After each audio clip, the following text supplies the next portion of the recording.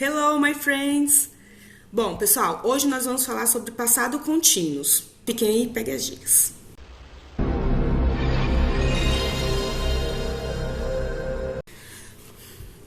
Bom, gente, para falar sobre passado contínuos, nós vamos ter que rever o passado do verbo to be. Porque quando a gente fala sobre passado contínuos, nós vamos utilizar o verbo to be mais o verbo principal com ing. Tá? Então, eu vou dar um exemplo de uma frase. Ele estava lendo o jornal. He was reading the newspaper. Então, viram que nós utilizamos o verbo to be, was, e o verbo principal, read, que é ler, com ing. Então, relembrando o verbo to be no passado. Eu, was. You, você, you were, você estava. He was, ele estava. She was, ela estava. It was, ele ou ela, para animais e objetos, estava. We were, nós estávamos. You were, que é a mesma coisa de você ou vocês, nesse caso, vocês estavam.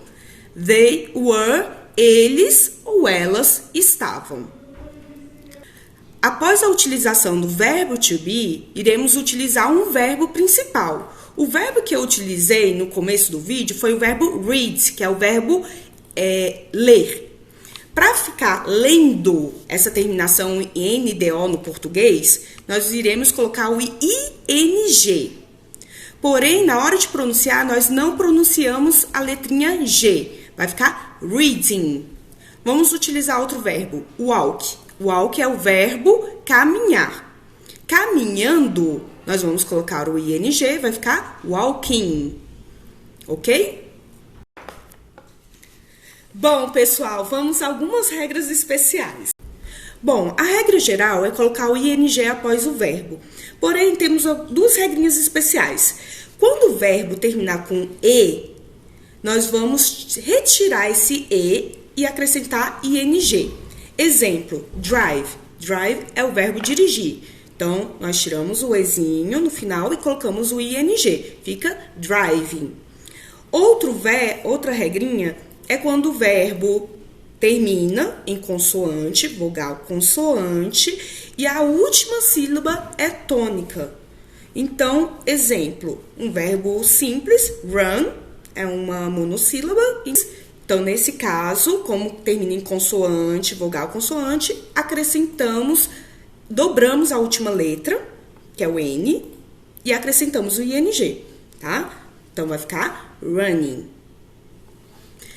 Outro exemplo é o verbo put. Put é o verbo colocar, termina em consoante, vogal consoante. A última consoante é a letra T. Então, nós vamos dobrar a letra T e colocar o ing, ok? Mas atenção, verbos terminados em W, X e Y não entram nessa regra.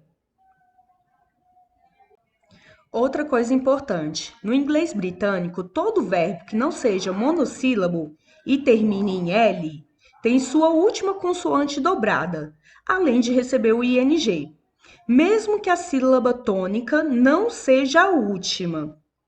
Exemplo, o verbo travel, que significa viajar. No inglês americano, só colocamos o ing. No britânico, dobramos a letra L e colocamos o ing, traveling. Ou seja, você pode encontrar essas duas escritas no inglês. Bom, pessoal, agora por último, os verbos terminados em IE. Eles perdem essa terminação e recebem o Y no lugar do IE e depois o ING. Exemplo, o verbo die, que é morrer, fica dying. Retiramos o IE, colocamos o Y, depois o ING. Outro exemplo, o verbo lie, que é o verbo mentir, lying. Retirei o IE, coloquei o Y. Tie, que é o verbo amarrar, para ficar amarrando, retiro o IE, coloco Y, ING. Amarrando, tying. Agora vamos construir duas frases no passado contínuos, ok? A primeira vai ser: as crianças estavam procurando o gato. As crianças, the children, é como se fosse eles. Lembra que para eles utilizamos o verbo to be were? Então vamos colocar assim: the children were looking for the cat, ok? Bom, outro exemplo, agora com o verbo to be was. The father é como se fosse ele. E para ele utilizamos o verbo to be was. Então eu quero dizer que o pai estava dirigindo para casa. Então, the father, que é pai. Verbo to be was. Drive é dirigir. Nós vamos retirar o e colocar ing. Father was driving home, ok? Bom, agora vamos para a forma negativa. Vamos utilizar esses dois exemplos para colocar na forma negativa. Para colocar na forma negativa, somente colocamos o not após o verbo to be. Então, o verbo to be é was e were. Então, vai ficar was not ou, se a frase tiver were not. Forma abreviada fica wasn't e weren't, ok? Vamos colocar essas frases na forma negativa? Primeiro, the children were not looking for the cat, ok? Forma abreviada, the children weren't looking for the cat.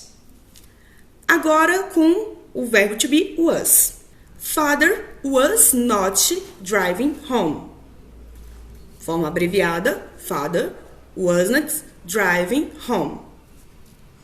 Agora, forma interrogativa, quando a gente quer fazer uma pergunta. Para fazer uma pergunta, vamos colocar o verbo to be antes do sujeito. Então, na primeira frase, quem é o sujeito? As crianças. Então, vamos colocar o verbo to be were antes.